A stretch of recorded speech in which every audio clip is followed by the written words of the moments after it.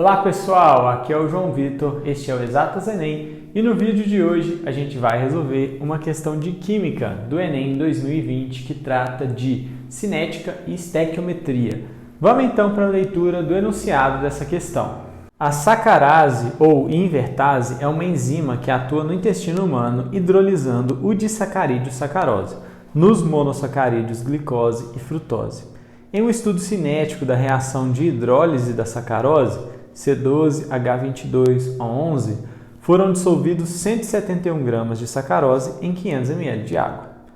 Observou-se que, a cada 100 minutos de reação, a concentração de sacarose foi reduzida à metade, qualquer que fosse o momento escolhido como tempo inicial. As massas molares dos elementos hidrogênio, carbono e oxigênio é 1, 12, 16, e a pergunta é, qual é a concentração de sacarose depois de 400 minutos do início da reação de hidrólise? Então a gente sabe que a cada 100 minutos a concentração é reduzida pela metade. E aí você tem uma massa inicial de sacarose, que são 171 gramas, em 500 ml de água no tempo inicial, 0. E a pergunta é, qual que é a concentração molar, ou seja, qual que é a concentração em mol por litro de sacarose depois de 400 minutos, desde o tempo inicial, se você coloca 171 gramas em 500 ml.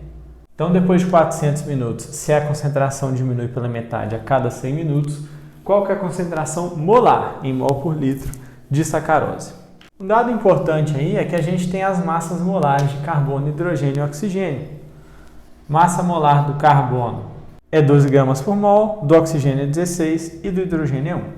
Então, a primeira coisa que você pode fazer aqui é a seguinte.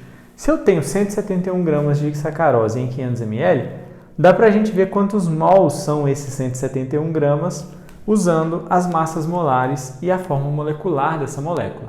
Qual que é a massa molar da sacarose? Bom, a massa de 1 mol de sacarose é a massa de 12 carbonos mais 22 hidrogênios mais 11 oxigênios. Então, a massa de 1 mol de sacarose vai ser 12 carbonos vezes a massa molar do carbono, que é 12, mais 22 vezes a massa molar do hidrogênio, que é 1, mais 11 vezes a massa molar do oxigênio, que é 16. Isso daqui dão 342 gramas por mol. Então, essa é a massa molar de sacarose. Se eu tenho 171 gramas de sacarose, quantos mols são isso? Você tem 342 gramas em 1 mol de sacarose, 171 gramas vão ser x mols. Aqui está bem óbvio para a gente que 171 é metade de 342. Então, eu tenho meio mol de sacarose em 171 gramas. E esse meio mol estão em 500 ml. Então, eu tenho meio mol de sacarose em 500 ml.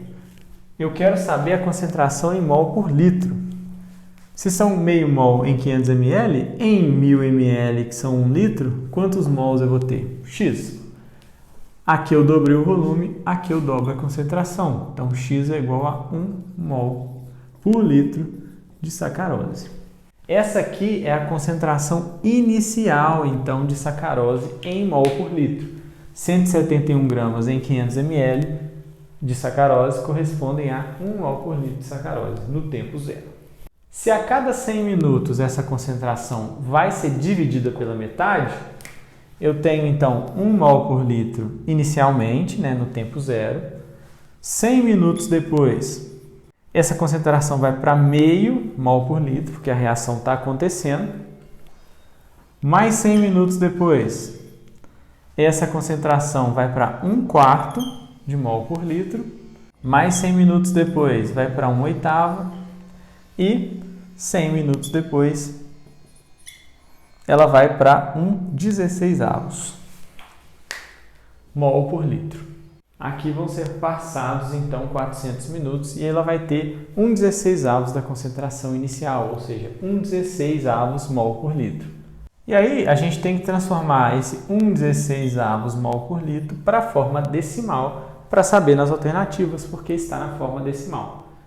1/16 é 1 dividido por 16. E 1 dividido por 16 é 0,0625 mol por litro.